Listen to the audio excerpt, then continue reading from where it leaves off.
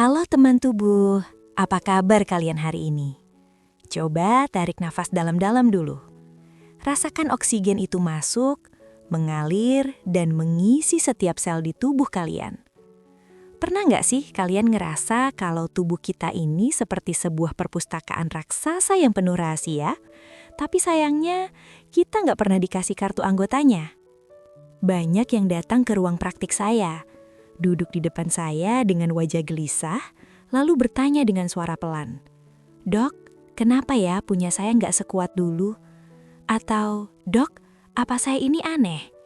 Hei, dengerin Dokter Ayunda ya. Tubuh kalian itu nggak rusak. Dia cuma lagi mencoba bicara, tapi mungkin bahasanya belum kalian pahami.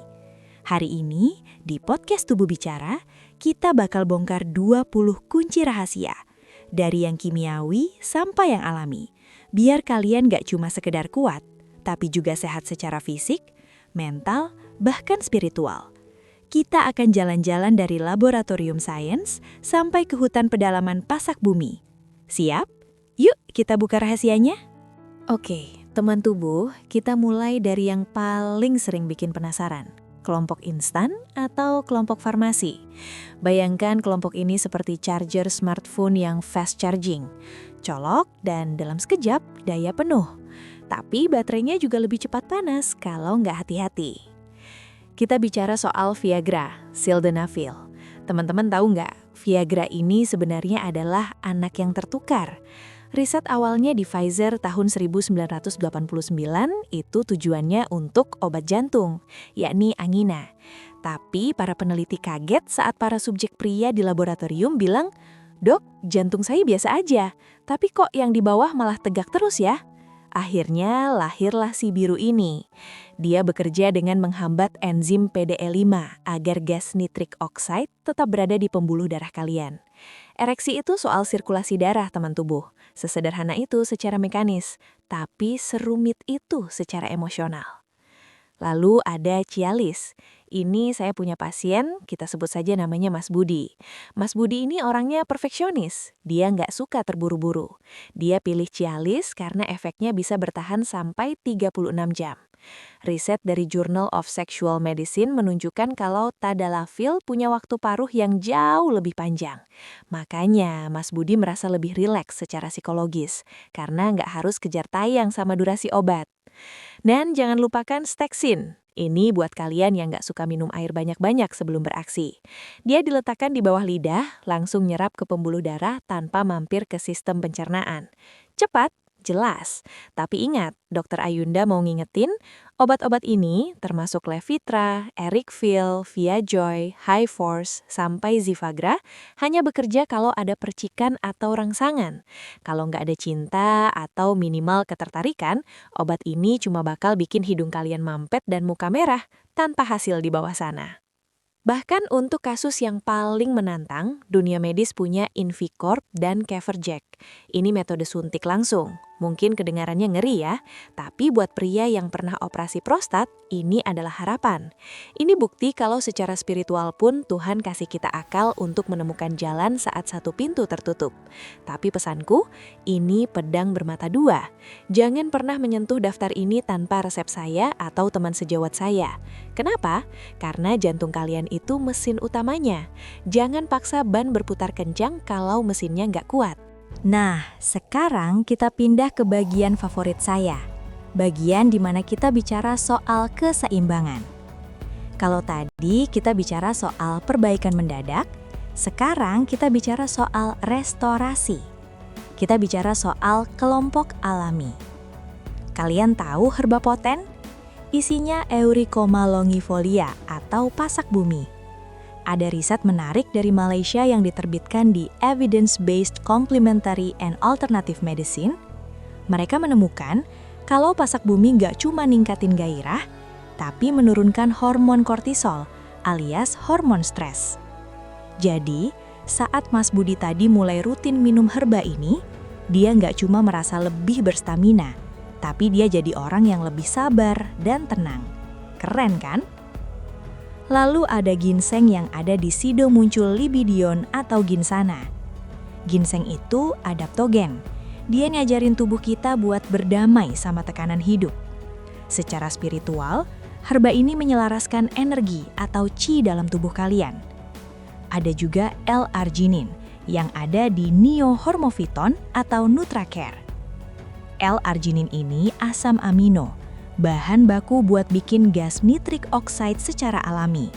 Jadi pembuluh darah kalian jadi lebih lentur bukan karena dipaksa, tapi karena dikasih nutrisi. Teman tubuh, saya sering bilang, what is good for your heart is good for your love life. Suplemen seperti Sequel, Blackmore's Mens, Nature's Health, sampai Wellness Tribulus itu bekerja seperti pupuk. Hasilnya nggak besok pagi, butuh 2-4 minggu. Tapi hasilnya lebih kokoh, lebih sehat, dan yang paling penting, kalian jadi lebih kenal sama tubuh sendiri. Nah, teman tubuh, sekarang kita masuk ke kamar rahasia yang jarang sekali disentuh dokter lain. Kita sudah bicara soal pil, soal pembuluh darah, soal akar-akaran. Tapi jujur ya, sebagai dokter, saya sering melihat pria yang secara medis pembuluh darahnya oke, testosteronnya tinggi. Tapi di ranjang, senjatanya tetap nggak mau bangun. Kenapa? Karena ada satu jembatan yang putus. Jembatan antara kepala, hati, dan tubuh. Kalian tahu nggak?